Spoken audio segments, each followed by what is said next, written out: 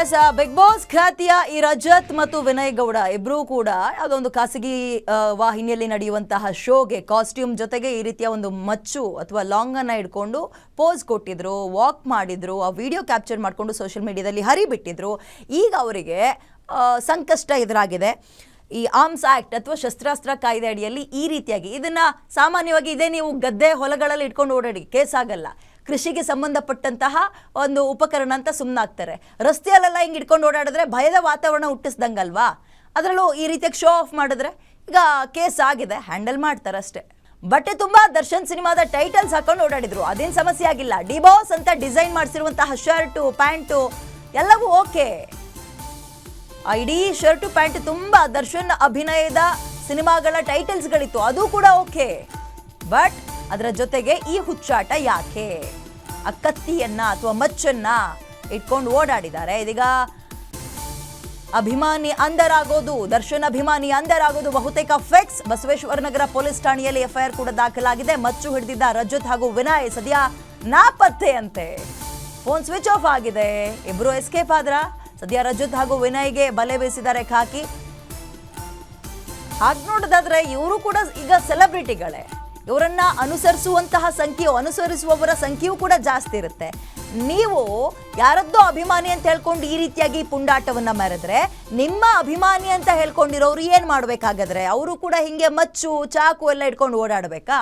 ಎಷ್ಟೋ ಕೇಸ್ಗಳನ್ನು ನೋಡಿದ್ದೀವಿ. ಈ ಬರ್ತ್ಡೇ ಸಂದರ್ಭದಲ್ಲಿ ಒಂದು ಪುಟಾಣಿ ಚಾಕು ಇಟ್ಕೊಂಡು ಕೇಕ್ ಕಟ್ ಮಾಡಿ ತಿನ್ನೋದ್ರ ಬದಲು ಶೋ ಆಫ್ಗಾಗಿ ಮಚ್ಗಿಚ್ಚಿಟ್ಕೊಂಡು ಕೇಕ್ನ ಕಟ್ ಮಾಡಿ ಅದನ್ನು ಫೋಟೋ ವಿಡಿಯೋಗಳನ್ನು ಹಾಕಿ ಅವ್ರನ್ನೂ ಕೂಡ ಒಳಗೆ ಹಾಕಿದ್ದಾರೆ, ಬೆಂಡೆತ್ತಿದ್ದಾರೆ. ಅದು ನಿಮ್ಗಳಿಗೆ ಅರಿವಿರಲಿಲ್ವಾ ಹಾಗಾದರೆ? ಆಮೇಲೆ ಖಾಸಗಿ ವಾಹಿನಿಯಲ್ಲಿ ನಡೀತಾ ಇರುವಂತಹ ಶೋ ಅಂತೆ, ಅದಕ್ಕೇನೋ ಒಂದು ಬಳಸ್ಕೊಳ್ಳೋಕೆ ಅಂತ ಒಂದು ಮಚ್ಚನ್ನು ಇಟ್ಕೊಂಡಿರ್ಬೋದು. ಬಟ್ ಇವ್ರು ಅದನ್ನು ಒಂದು ವಿಡಿಯೋ ಮಾಡ್ಕೊಳ್ಳೋಣ, ನಮ್ಮ ಇನ್ಸ್ಟಾಗ್ರಾಮ್ಗೂ ಹಾಕೊಳ್ಳೋಣ, ನಮ್ಮ ಫ್ಯಾನ್ಸು ನೋಡಲಿ ಅಂತ ಏನೋ ಮಾಡೋಕೆ ಹೋಗಿರಬೇಕು. ಆ ಹುಚ್ಚಾಟ ಇದೀಗ ಈ ರೀತಿಯಾಗಿ ಪರದಾಡುವಂತಹ ಪರಿಸ್ಥಿತಿಗೆ ಬಂದಿದೆ. ಇದೀಗ ಫೋನ್ಗಳು ಸ್ವಿಚ್ ಆಫ್ ಅಂತ ಇಬ್ರದ್ದು ಕೂಡ. ಇದೇನಿಲ್ಲ, ಶಸ್ತ್ರಾಸ್ತ್ರ ಕಾಯ್ದೆ ಅಡಿ ಈ ರೀತಿಯಾಗಿ ಭಯದ ವಾತಾವರಣ ಹುಟ್ಟಾಕ್ತಾರೆ ಅನ್ನೋ ಕಾರಣದಕ್ಕೆ ಬಳಸೋಕೆ ಬಿಡೋದಿಲ್ಲ. ಮೋರ್ ಡೀಟೇಲ್ಸ್ ನನ್ನ ಕಲೀಗ ಕೀರ್ತಿ ನೀಡ್ತಾರೆ. ಕೀರ್ತಿ, ಈ ಬಿಗ್ ಬಾಸಿಗೆ ಹೋಗಿ ಬಂದವ್ರ ಕತೆ ಎಲ್ಲ ಯಾಕೆ ಒಬ್ಬೊಬ್ರು ಒಂದೊಂದು ರೀತಿ ಅವಾಂತರ ಮಾಡ್ಕೊಳ್ತಾರೆ? ಮೊನ್ನೆ ನೋಡಿದ್ರೆ ಆ ಪ್ರತಾಪ್ ಸೋಡಿಯಂ ಬ್ಲಾಸ್ಟ್ ಮಾಡಿದ್ರು, ಕೇಸ್ ಆಯ್ತು. ಇದ್ರ ಬೆನ್ನಲ್ಲೇ ಇವರಿಬ್ರು ಏನಾಗ್ತಾ ಇದೆ? ಬಹುಶಃ ಒಂದು ರೀತಿ ಜೋಶ್ನಲ್ಲಿ ಈ ರೀತಿ ಅವ್ರು ಮಾಡೋಕ್ಕೆ ಹೋಗ್ತಾರೇನೋ. ಅಂದರೆ ಆಲ್ರೆಡಿ ಫೇಮಸ್ ಆಗಿರ್ತಾರೆ, ನಮ್ಮ ಫ್ಯಾನ್ಸ್ಗೆ ಏನಾದರೂ ಇನ್ಪುಟ್ಸ್ ನಾವು ಕೊಡ್ತಾನೆ ಇರಬೇಕು ಅನ್ನೋಂಥ ಒಂದು ಕಾತುರತೆ ಇರ್ಬೋದು.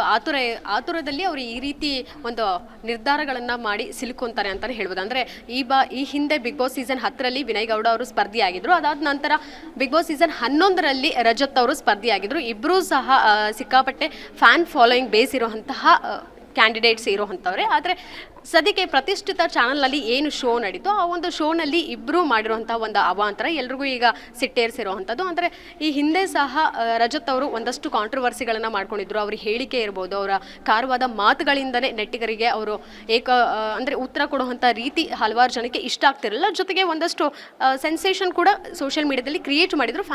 ಫ್ಯಾನ್ ಬೇಸ್ ಕೂಡ ಸಿಕ್ಕಾಪಟ್ಟೆ ಇರೋವಂಥದ್ದು. ಈ ಕಡೆ ವಿನಯ್ ಗೌಡ ಅವರು ಸಹ ಅವರು ನೇರ ನುಡಿಗಿರಬಹುದು, ಪ್ರತಿಯೊಬ್ಬರಿಗೂ ಇಷ್ಟ ಆಗಿತ್ತು. ಫ್ಯಾನ್ ಫಾಲೋವರ್ಸ್ ಕೂಡ ತುಂಬ ಜನ ಇದ್ರು. ಆದರೆ ಸದ್ಯಕ್ಕೆ ಮಾಡಿರುವಂಥ ಒಂದು ಲಾಂಗ್ ಹಿಡ್ದು ಅವ್ರು ಏನು ರೀಲ್ಸ್ ಮಾಡಿದ್ದಾರೆ ಎಲ್ರಿಗೂ ಒಂದು ಕೆಂಗಣಿಗೆ ಗುರಿಯಾಗಿರುವಂಥದ್ದು ಕಾಣಬಹುದು. ನೀವೇನಾದ್ರೂ ಕಾಂಟ್ಯಾಕ್ಟ್ ಮಾಡೋಕೆ ಪ್ರಯತ್ನ ಪಟ್ರ? ರೆಸ್ಪಾನ್ಸ್ ಸಿಕ್ತಾ ಅವ್ರ ಫ್ಯಾಮಿಲಿ ಕಡೆಯಿಂದ? ಎಲ್ಲಿ ಹೋಗಿದ್ದಾರೆ, ಏನು ಎತ್ತ, ಈ ಕೇಸ್ ಎಲ್ಲಿ ತನಕ ಬಂತು ಅಂತ ಕೀರ್ತಿ? ವಿನಯ್ ಅವರ ಪತ್ನಿ ಅವರಿಗೆ ಕಾಂಟ್ಯಾಕ್ಟ್ ಮಾಡೋಕ್ಕೆ ಪ್ರಯತ್ನ ಪಟ್ವಿ, ಆದರೆ ಅವರು ಔಟ್ ಆಫ್ ಸ್ಟೇಷನ್ ಅನ್ನುವಂಥ ಒಂದು ಉತ್ತರವನ್ನು ಕೊಟ್ಟಿರುವಂಥದ್ದು. ಅದು ಬಿಟ್ಟರೆ ಇನ್ನು ರಜತ್ ಅವರು ಫೋನ್ ಸ್ವಿಚ್ ಆಫ್ ಬರ್ತಿರುವಂಥದ್ದು. ಒಂದಷ್ಟು ಗಂಟೆಗಳಿಂದ ನಾವು ಕರೆ ಮಾಡೋಕ್ಕೆ ಪ್ರಯತ್ನ ಮಾಡ್ತಿದ್ದೀವಿ, ಆದರೆ ಸ್ವಿಚ್ ಆಫ್ ಅಂತ ಬರ್ತಿದೆ, ಒಂದೊಂದು ಸಲ ನಾಟ್ ರೀಚಬಲ್ ಅಂತ ಬರ್ತಿದೆ, ಒಂದು ಸಲ ಕಾಲ್ ಪಿಕ್ ಮಾಡ್ತಾರೆ. ಈ ರೀತಿ ಮಾಧ್ಯಮದವರು ಅಂತ ಏನಾದರೂ ಹೇಳಿದಾಗ ಕಾಲ್ ಕಟ್ ಮಾಡೋ ಅಂಥದ್ದು, ನಿರಾಕರಿಸೋದು ಮಾಡ್ತಿರೋವಂಥದ್ದು. ಆದರೆ ಸದ್ಯಕ್ಕೆ ಅವರು ಯಾವ ರೀತಿ ಎಸ್ಕೇಪ್ ಆಗೋಕ್ಕೆ ನೋಡ್ತಿದ್ದಾರೆ ಗೊತ್ತಿಲ್ಲ. ಬಹುಶಃ ಅವರಲ್ಲೂ ಸಹ ಒಂದು ಗೊಂದಲ ಇರಬಹುದೇನೋ. ಈ ಹಿಂದೆ ಸಹ ದುನಿಯಾ ವಿಜಯ್ ಅವರು ಇರಬಹುದು, ಅವರ ವಿಚಾರದಲ್ಲೂ ಅಂದರೆ ಅವರ ಮಚ್ಚಲ್ಲಿ ಕೇಕ್ನ ಕಟ್ ಮಾಡಿದ್ರು. ಆ ಸಂದರ್ಭದಲ್ಲೂ ಸಹ FIR ದಾಖಲಾಗಿತ್ತು ಅವ್ರ ಮೇಲೆ.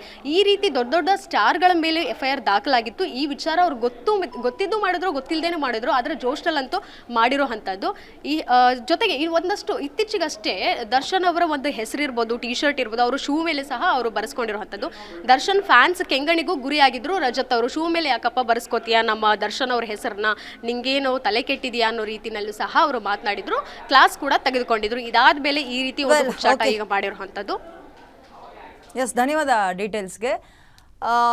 ಓಕೆ ಇವ್ರು ಯಾರ ಅಭಿಮಾನಿ ಅಂತಲ್ಲ, ನಿಮಗೂ ಕೂಡ ಒಂದು ಅಭಿಮಾನಿ ಬಳಗ ಇದೆ. ನೀವು ಅವ್ರಿಗೇನು ಮೆಸೇಜ್ ಕೊಡ್ತೀರಾ ಅದಂತೂ ನೋಡ್ಕೋಬೇಕಲ್ವಾ.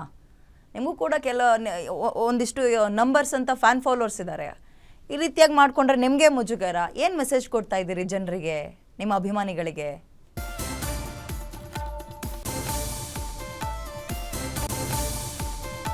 ರಜತ್ ವಿನಯಗೌಡಗೆ ನೋಟಿಸ್ ಕೊಟ್ಟಿದ್ದಾರೆ ಪೊಲೀಸರು. ವಿಚಾರಣೆಗೆ ಹಾಜರಾಗಿ ಅಂತ ಕೂಡ ನೋಟಿಸನ್ನು ಕೊಟ್ಟಿದ್ದಾರೆ ಬೆಂಗಳೂರಿನ ಬಸವೇಶ್ವರ ನಗರ ಪೊಲೀಸರು. ಬಟ್ ಇಬ್ರು ಕೂಡ out of station, number not reachable. ಕುಟುಂಬಸ್ಥರಿಗೆ ಕಾಂಟ್ಯಾಕ್ಟ್ ಮಾಡ್ತಾರೆ ಎಲ್ಲಿ ಹೋಗಿದ್ದಾರೆ ಏನು ಎತ್ತ ಅಂತ. ಇದು ತೀರಾ ಗಂಭೀರವಾದ ವಿಚಾರ ಅಲ್ಲ ಅಂತ ಅನ್ಕೊಳ್ಳೋಂಗೂ ಇಲ್ಲ, ಗಂಭೀರವಾದ ವಿಚಾರವೇ. ಯಾಕಂತ ಹೇಳಿದ್ರೆ ಹಿಂದೆ ಎಂತೆಂಥ ದೊಡ್ಡ ನಟರಿಗೂ ಕೂಡ ಇದು ಬೆಂಬಿಡದಂತೆ ಕಾಡಿದೆ ಇಂತಹ ಪ್ರಕರಣಗಳು. ಬರ್ತ್ಡೇ ಕೇಕ್ಗಳನ್ನ ಕಟ್ ಮಾಡಬೇಕಾದ್ರೆ ಲಾಂಗ್ ಇಟ್ಕೊಳ್ಳೋದು, ಆಮೇಲೆ ಇದನ್ನ ನೋಡ್ಕೊಂಡು ಅವರ ಫ್ಯಾನ್ಸ್ ಕೂಡ ಅದನ್ನೇ ಅನುಸರಿಸ್ಕೊಂಡು ಹೋಗೋದು. ರಸ್ತೆ ಮೇಲೆಲ್ಲ ನಾವು ಆ ರೀತಿಯಾಗಿ ಈ ಕೃಷಿಗೆ ಸಂಬಂಧಪಟ್ಟ ಅಂದರೆ ಇದು ಅದನ್ನೇ ಹೇಳಿದ್ದು, ನೀವು ಹೊಲ ಗದ್ದೆಗಳಲ್ಲಿ ಇಟ್ಕೊಂಡು ಹೋಗಿ ಮ್ಯಾಟ್ರ್ ಆಗಲ್ಲ. ನೂರಾರು ಜನ ಓಡಾಡೋ ರಸ್ತೆಯಲ್ಲಿ ಹಿಂಗೆ ಇಟ್ಕೊಂಡು ಕತ್ತಿ ಇಟ್ಕೊಂಡು ಹೋಗ್ತೀನಿ, ಮಚ್ಚಿಟ್ಕೊಂಡು ಹೋಗ್ತೀನಿ, ಲಾಂಗ್ ಇಟ್ಕೊಂಡು ಹೋಗ್ತೀನಿ, ಡ್ರ್ಯಾಗರ್ ಇಟ್ಕೊಂಡು ಹೋಗ್ತೀನಿ ಅಂದರೆ ಬಿಡ್ತಾರಾ?